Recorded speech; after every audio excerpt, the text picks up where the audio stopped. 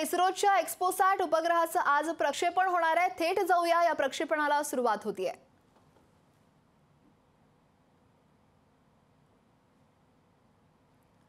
तर इस्रोच्या एक्स्पोसॅट या उपग्रहाचं आज प्रक्षेपण होणार आहे। 9:10 आज एक्स्पोसॅट या उपग्रहाचं प्रक्षेपण केलं जाणार आहे। या मोहिमेद्वारे कृष्णविवरांसारख्याच म्हणजेच ब्लॅक होलच्या खगोलीय निर्मितीमागचं रहस्य उकलण्याचा प्रयत्न केला जाणार आहे। तर अवघे काही सेकंद या मोहिमेसाठी राहिलेत। काउंटडाऊन सुरू झालाय। 3, 2, 1, 0 lift off normal. Bright morning of the New Year's Day made brighter by a majestic liftoff. PSLV C-58 carrying India's X-ray polarimetric satellite towards its destination. जी हाँ, इस वर्ष का प्रथम प्रमोचन श्रीहरिकोटा के प्रथम प्रमोचन मंच से PSLV C-58 का हमने सफलता।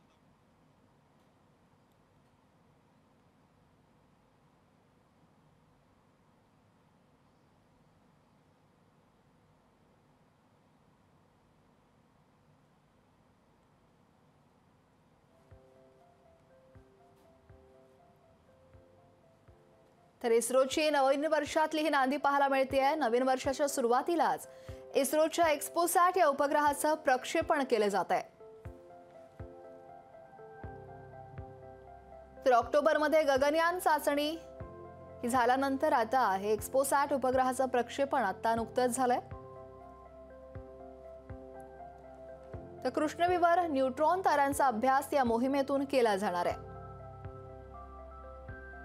1 जानेवारी 2024 सकाळी 9:10 इस्रोनं हा इतिहास देखील रचलाय। एक्स्पोसॅट उपग्रह वर्षाच्या पहिल्याच दिवशी श्रीहरिकोटा इथल्या सतीश धवन अंतराळ केंद्रातून प्रक्षेपित केला गेलाय। हा उपग्रह अवकाशात होणाऱ्या किरणोत्सर्गाचा अभ्यास करेल आणि त्यांच्या स्रोतांचे फोटो देखील घेईल। त्यात बसवलेली दुर्बीण ही रमण संशोधन संस्थेने बनवलेली आहे आणि हा उपग्रह विश्वातील 50 तेजस्वी स्रोतांचा अभ्यास करणार आहे।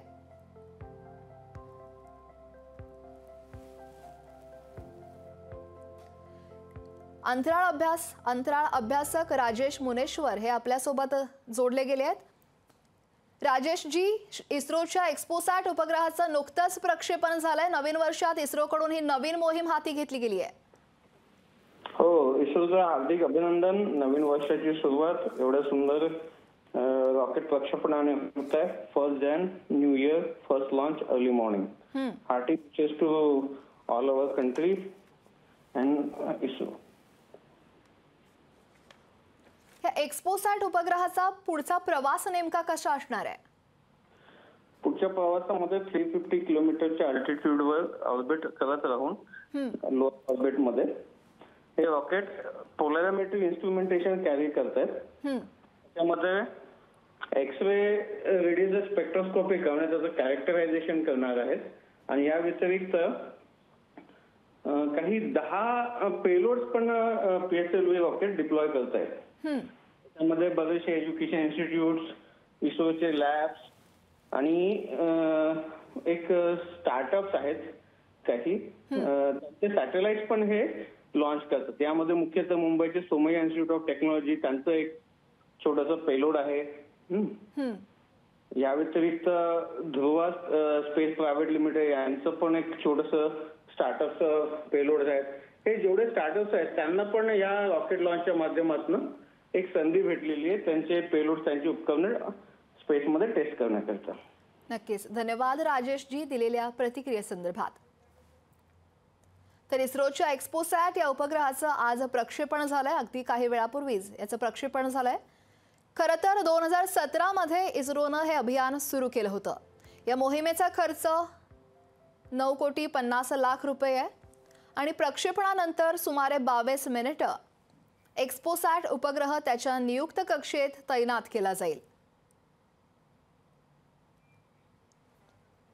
या मोहिमेद्वारे कृष्णविवरांसारख्या खगोलीय निर्मितीमागचं रहस्य उकलण्याचा प्रयत्न केला जाणार आहे। तर ही भारताची पहिली समर्पित पोलरोमीटर मोहीम आहे। तर त्यामुळे कृष्णविवरांच्या रहस्यमय बाबींचा अभ्यास करण्यास देखील मदत होणार आहे. तर 1 जानेवारी 2024ला सकाळी 9:10 इस्रोनं इतिहास रचलाय. एक्सपोसॅट उपग्रह हा वर्षाच्या पहिल्याच दिवशी श्रीहरिकोटा इथल्या सतीश धवन अंतराळ केंद्रातून प्रक्षेपित करण्यात आला. हा उपग्रह अवकाशात होणाऱ्या किरणोत्सर्गाचा अभ्यास करणार आहे आणि त्यांच्या स्रोतांचे फोटो देखील घेणार आहे. त्यात बसवलेली दुर्बीण ही रमण संशोधन संस्थेनं बनवलेली आहे. हा उपग्रह विश्वातील 50 तेजस्वी स्रोतांचा अभ्यास करणार आहे. तर 2017 मध्ये इस्रोनं हे अभियान सुरू केलं होतं आणि या मोहिमेचा खर्च 9 कोटीपेक्षा जास्त आहे.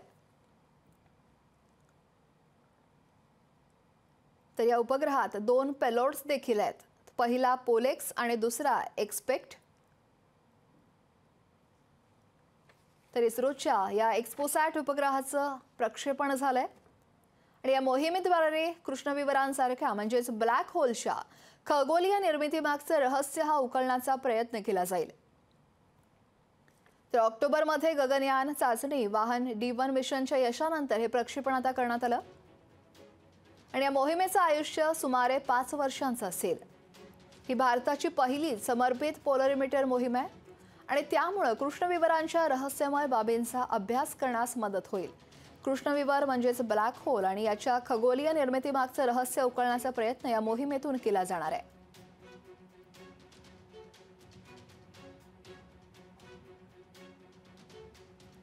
भारतीय अंतराळ एजन्सी म्हणजेच इस्रो व्यतिरिक्त US स्पेस एजन्सी म्हणजेच नासानं डिसेंबर 2021 मध्ये सुपरनोवा स्फोटाचे अवशेष हे कृष्णविवरांमधून बाहेर पडणाऱ्या कणांचे प्रवाह आणि इतर खगोलीय घटनांवर असाच अभ्यास केला होता.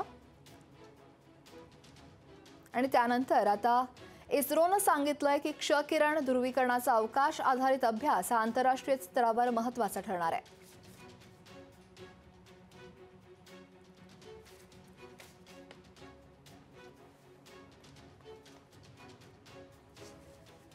तर अंतराळ अभ्यासकर श्रीनिवास औंधकर आपल्या सोबत जोडले गेले. तर श्रीनिवासजी, लोकशाहीमध्ये तुमचं स्वागत.